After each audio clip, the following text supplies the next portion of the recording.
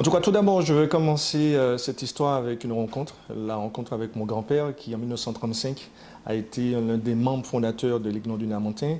Et cette première mission de l'Aiglon, c'était vraiment d'avoir l'accessibilité à la formation, aux données, peut-être pas sociales de l'époque, mais vraiment emmener les Lamentinois à l'accessibilité aux informations et à l'éducation.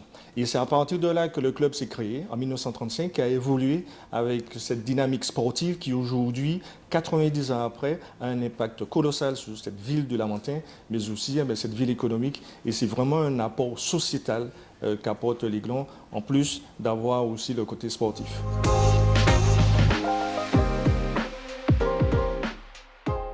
Je vais commencer cette réponse par une anecdote.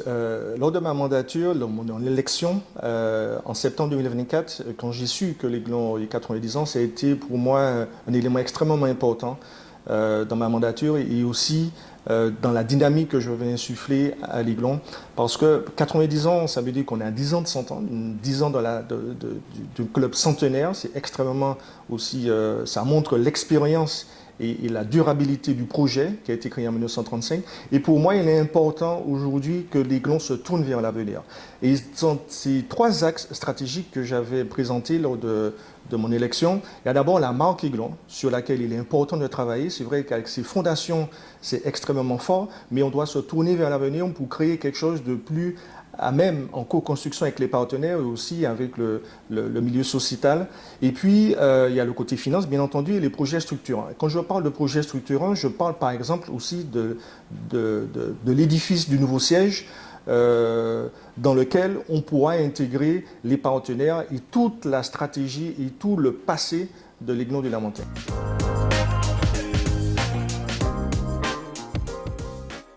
En fait, l'Aiglon, c'est une grande famille. Quand je vous parle de plus de 1000 adhérents, donc ça veut dire qu'autour des 1000 adhérents cohabitent les familles, cohabitent des entraîneurs, cohabitent des dirigeants.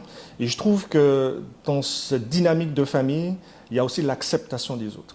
Il y a aussi faire avec les autres, composer avec les autres et être dans la bienveillance. Et c'est un peu les valeurs que je tente et que je vais, avec toute mon équipe bien entendu, inculquer et faire grandir l'Aiglon dans cette dynamique.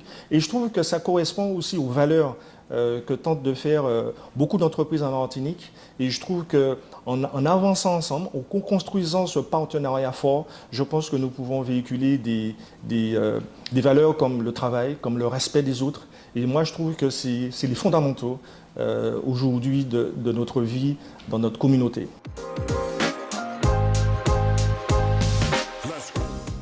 Je pense que le meilleur exemple que je peux citer, c'est le mien. J'ai été joueur au football à l'Aiglon du Lamentin. J'ai grandi, c'est une école de vie, j'ai côtoyé et je suis parti faire mes études en France.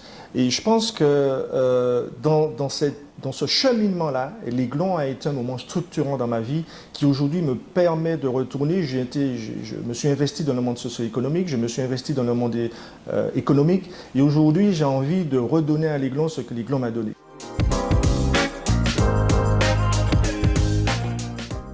Le monde associatif, aujourd'hui, ou toute organisation, a toujours besoin d'aide financière. Et singulièrement dans cette période, il est important, je viens du monde économique et je sais que nous avons besoin de vous pour avancer. Et je pense que sur ces deux approches-là, il y en a une qui va vers l'excellence, qui va vers la compétition. Je pense que l'Aiglon a besoin de matériel, l'Aiglon a besoin de formation, des bénévoles. L'Aiglon a besoin, je prends l'exemple de Mayo, l'Aiglon a besoin d'aider au niveau du transport des jeunes. Il y a une compétition qui se déroule dans le nord de l'île. Il est important qu'on puisse mettre en place dans cet esprit de cohésion des moyens de transport.